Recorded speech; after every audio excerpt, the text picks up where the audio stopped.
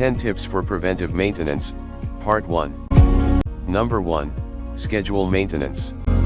Although some machines prompt the operator to perform certain maintenance tasks, if tasks are scheduled in advance, they're less likely to be postponed and then forgotten in the interest of meeting a production deadline.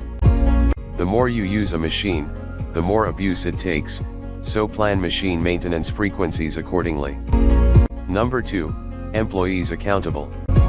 Assign follow-through responsibility to a maintenance coordinator, machine operator, or other appropriate personnel. Have these designated employees sign off on maintenance activities on a sheet attached to each machine. Whatever method you decide on for tracking, consistently follow the preventive maintenance schedule that you've devised. Number 3.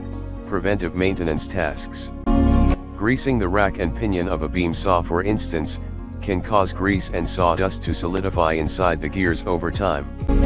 If you're unsure which tasks are beneficial to each piece of equipment, ask your equipment representative.